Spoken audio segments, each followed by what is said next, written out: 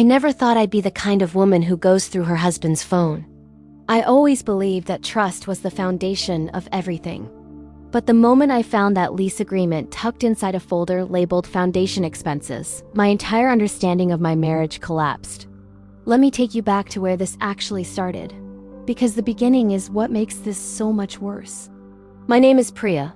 My husband's name is Theodore. We had been married for 11 years. We had a home in the suburbs, 2 cars, a dog named Chester, and what I genuinely believed was a partnership built on honesty. Theodore was a financial consultant, well-paid, well-dressed, and well-liked by literally everyone who met him. He had this way of walking into a room and making people feel like the most important person he had ever encountered. That quality was one of the reasons I fell in love with him. I eventually realized it was also the same quality that made him a world-class liar. About 4 years into our marriage, Theodore came to me with an idea. He wanted to start a charitable foundation. His father had passed away, and he said he wanted to honor that memory by creating something that helped underprivileged kids. He showed me the paperwork, the mission statement, the whole presentation. I cried. I thought I had married the most thoughtful human being alive. We agreed to seed the foundation with $40,000 from our joint savings. He would handle all the administrative work. We called it the Harmon Hearts Foundation, using his last name. We filed the nonprofit paperwork, got the tax exemption status. Within a year, Theodore was hosting charity dinners, collecting donations from colleagues and neighbors, and giving speeches about giving back. I stood beside him at every single one of those events, feeling genuinely proud. Here is the thing about a really sophisticated lie. It doesn't feel like a lie at all. It has texture and weight and history. It has photographs and speeches and thank you letters framed on the wall. The Harmon Hearts Foundation was exactly that kind of lie. I was so deep inside it that I couldn't see it from the outside. The first crack appeared during a routine conversation about taxes. We were sitting with our accountant, Sandra, who handled our finances. She mentioned that the foundation's operational expenses seemed unusually high relative to the program distributions. Theodore brushed it off immediately, explained they were scaling infrastructure, and redirected the conversation so smoothly. Sandra and I both just moved on. But something small and quiet shifted in the back of my mind that afternoon. Not suspicion exactly, more like a pebble in my shoe that I kept ignoring. Over the following months, I started paying slightly more attention to bank statements, not obsessively, just noticing. The foundation had its own separate accounts that Theodore managed exclusively, and I had never questioned that arrangement. But I did have access to the household accounts, and I started noticing that Theodore's personal contributions to the foundation were substantial, far more than we had ever discussed. We were not struggling financially, but these amounts were not insignificant. When I asked him about it, he said the foundation was at a critical growth moment, and he wanted to make sure they had runway.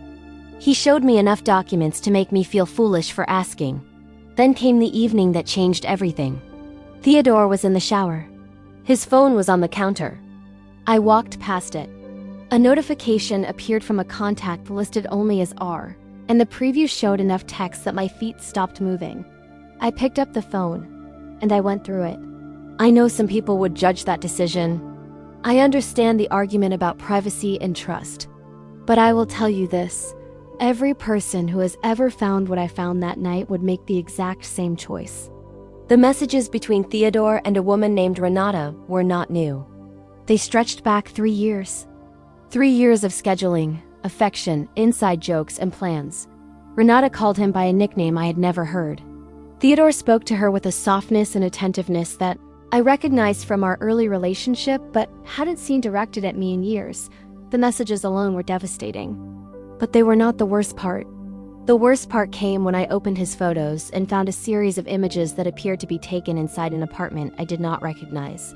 Modern, minimalist, expensive looking. Floor-to-ceiling windows with a skyline view. Designer furniture.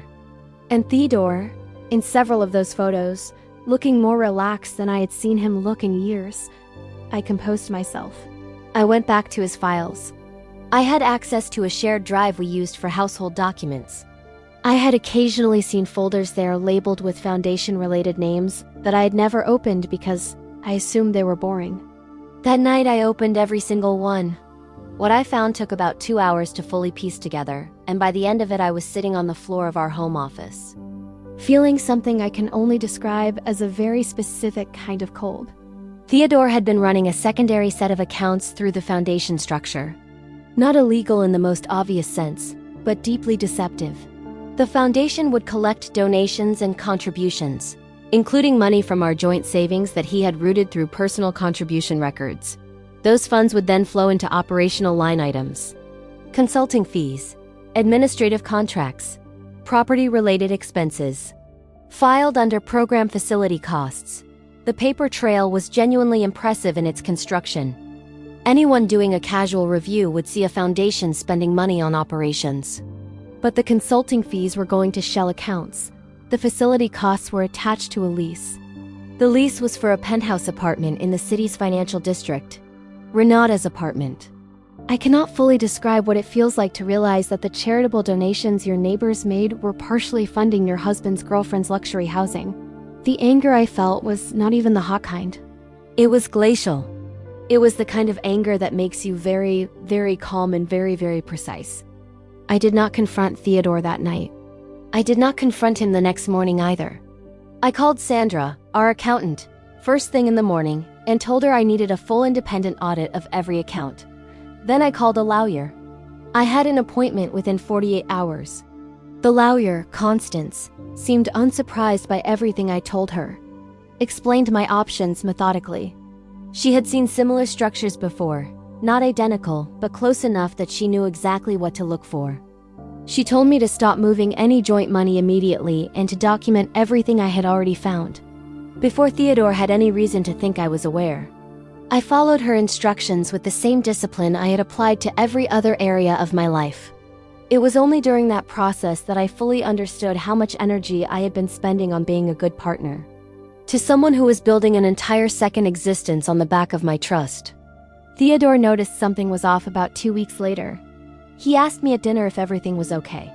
I told him I was just tired from work. He reached across the table and squeezed my hand and told me I was the most important person in his life. I looked him directly in the eyes and said thank you. 3 weeks after that, he was served with divorce papers. The foundation was subsequently reviewed by our state's Charitable Oversight Board after my lawyer made a referral.